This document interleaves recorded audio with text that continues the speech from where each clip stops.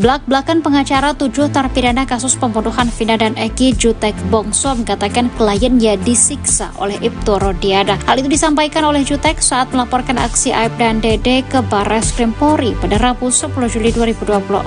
Jutek juga mengungkap kronologi penangkapan kliennya pada 2016 oleh Ibtu Rodiana. Jutek mengatakan penangkapan itu berdasarkan kesaksian Linda, Aib, dan Dede. Padahal laporan tewasnya Vina dan Eki pertama kali diduga akibat kecelakaan tunggal. Jutek Bongso merupakan pengacara 7 terpidana yakni Jaya, Supriyanto, Eka Sandi, Hadi Saputra, Eko Ramdhani, Sudirman, dan Rivaldi Aditya Wardana. Jutek mengungkap setelah kliennya ditangkap mereka dipaksa untuk mengaku. Tak hanya penyidik saja, namun Ibtu Rodiana yang saat itu masih menjabat sebagai Kanit Narkoba Polresta Cirebon juga memaksa para terpidana untuk mengaku. Bahkan Jutek menyebut 7 terpidana itu disiksa oleh Pak Dede dan Ibtu Rodiana secara fisik dan psikis. Hal itu baru diketahui Jutek saat melakukan konfirmasi ulang terhadap kliennya pada Selasa 9 Juli 2024. Hingga akhirnya para terpidana itu pun terpaksa mengaku lantaran sudah tidak tahan dengan siksaan yang diterima.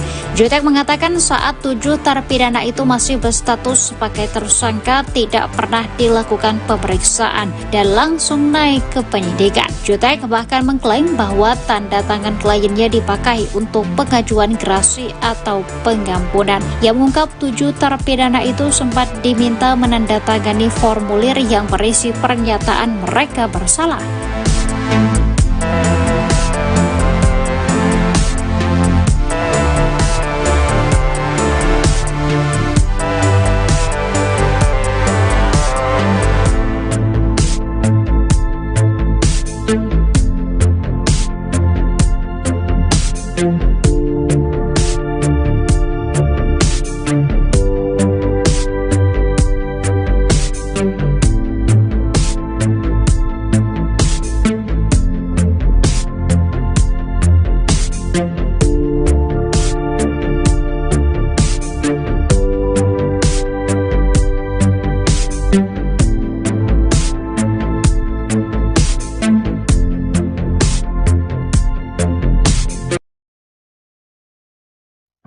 Buntut putusan pra-peradilan Pegi Setiawan, Hakim Eman Sulaiman akan dilaporkan ke Komisi Yudisial.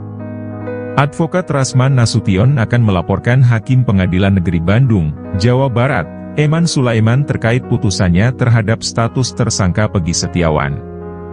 Tak hanya ke KY, Rasman juga akan melaporkan Eman Sulaiman ke Badan Pengawasan Hukum. Hal ini disampaikan oleh Rasman Nasution saat hadir menjadi narasumber di acara Rakyat Bersuara yang dipandu Aiman Wicaksono, Selasa, 9 Juli 2024.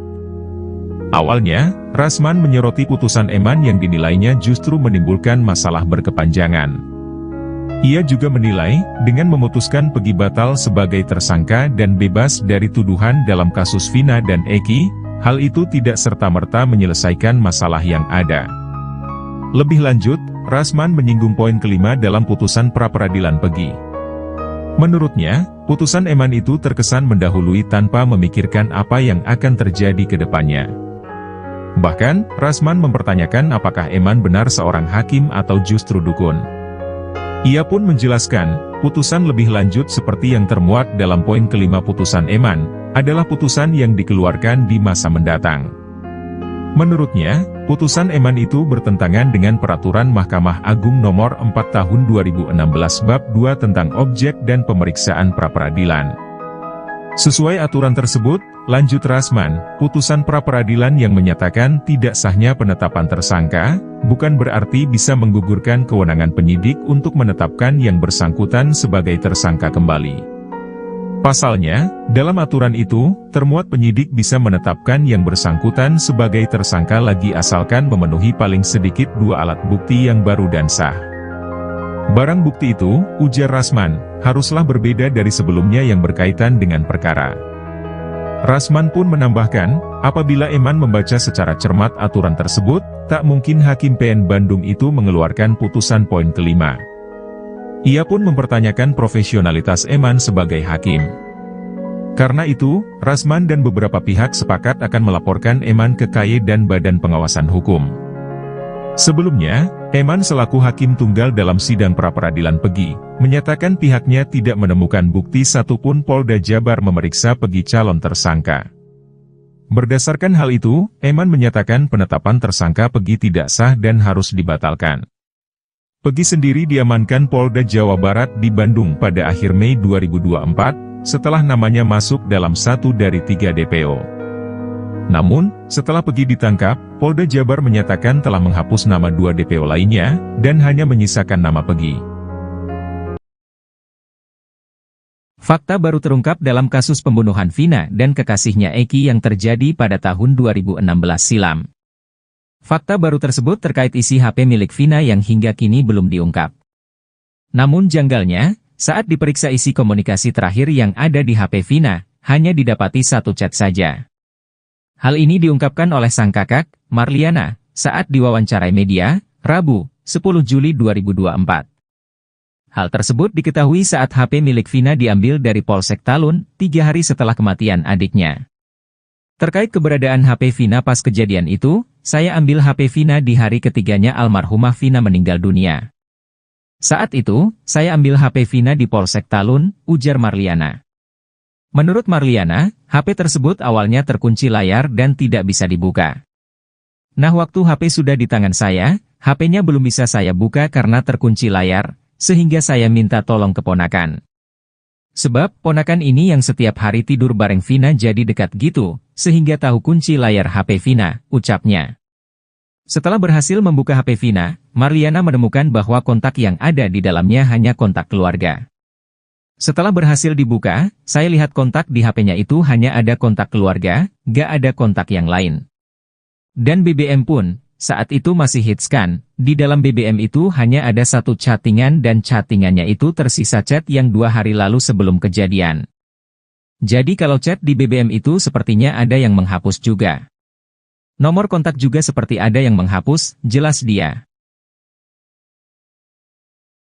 Tantangan Peggy Setiawan untuk bertemu dengan Aib saksi kasus Vina Cirebon ternyata membuat kuasa hukum RT Pasren Pitra Romadoni ketar-ketir. Pitra yang mengaku sebagai orang dekat Ibtu Rudiana itu memprotes pernyataan Peggy yang menantang Aib untuk bertemu. Menurutnya tantangan itu tak elok disampaikan oleh Peggy Setiawan. Pitra mengatakan kalau tantangan yang disampaikan oleh Peggy itu cerminan dari jati dirinya. Peggy Setiawan menantang Aib karena saksi yang dibawa Ibtu Rudiana itu diduga telah memberikan keterangan palsu. Aib mengaku kenal dengan Peggy Setiawan. Bahkan, Aib jugalah yang menyebut kalau Peggy ada di TKP pada malam kejadian. Namun, tuduhan Aib itu tak terbukti. Kini, Peggy Setiawan sudah dibebaskan karena menjadi korban salah tangkap. Peggy mengaku dirinya sama sekali tidak pernah kenal dengan Aib. Peggy Setiawan penasaran dengan alasan Aib yang memberikan keterangan berbeda dengan faktanya.